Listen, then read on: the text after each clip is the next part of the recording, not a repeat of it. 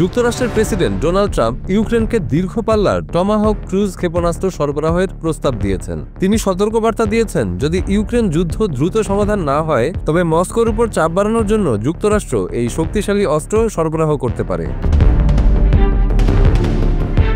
Tomahawk cruise ক্ষেপণাস্ত্রের পাল্লা প্রায় ২৫০০ কিলোমিটার। ইউক্রেনের ভেতর থেকেই এটি রাশিয়ার গভীর অঞ্চলে এমনকি মস্কোতেও আঘাত হানতে সক্ষম। ট্রাম্প বলেন, টমাহক অত্যন্ত শক্তিশালী ও আক্রমণাত্মক। এটি রাশিয়ার জন্য ভালো কিছু হবে না, প্রয়োজনে আমরা ব্যবহার করতে পারি। ট্রাম্প ইউক্রেনের প্রেসিডেন্ট ভলোদিমির জেলেনস্কির সঙ্গে ফোনে কথাবার্তার সময় এই বিষয়ে উল্লেখ করেছেন। তিনি সতর্ক করেছেন যে রাশিয়ার ভাবা উচিত তারা টমাহক ক্রুজের মুখোমুখি হতে চায় কিনা।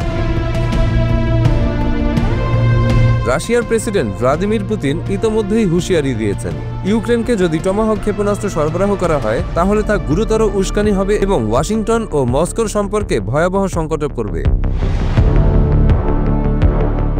রাশিয়ার সামরিক জোটও সতর্ক করেছে, এই ক্ষেপণাস্ত্র সরবরাহ সংঘাতকে আরও উস্কে দেবে, যুক্তরাষ্ট্রের সরাসরি সামরিকভাবে জড়িত হওয়ার আশঙ্কা তৈরি করবে।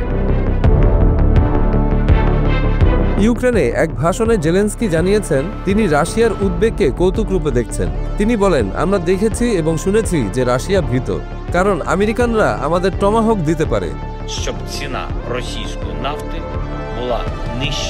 বিশ্লেষকরা বলছেন, ট্রাম্প সরাসরি পুতিনকে কঠোর হুঁশিয়ারি দিচ্ছেন যাতে ৩ বছরেরও বেশি সময় ধরে চলা যুদ্ধ শেষ হয়। যদিও এর আগে তিনি এমন হুমকি বারবার দিয়েছেন। এবার পরিস্থিতি আরও গুরুতর। ট্রাম্প সাংবাদিকদের জানিয়েছেন, যুক্তরাষ্ট্র ও ন্যাটো মিত্ররা সম্মিলিতভাবে মস্কোর উপর চাপ বাড়াচ্ছে। তাদের লক্ষ্য হল ইউক্রেনে শান্তি প্রতিষ্ঠা এবং রাশিয়াকে যুদ্ধের নিষ্পত্তি মেনে চলতে বাধ্য করা। বিশ্লেষকরা মনে করছেন, এই ধরনের হুমকি ইউক্রেনকে কৌশলগতভাবে শক্তিশালী করছে এবং রাশিয়াকে সীমিত আঞ্চলিক সমাধান গ্রহণে প্ররোচিত করছে। তবে ক্রুজ ক্ষেপণাস্ত্র সরবরাহের ফলে আন্তর্জাতিক পরিস্থিতি আরও উত্তপ্ত হওয়ার সম্ভাবনা রয়েছে।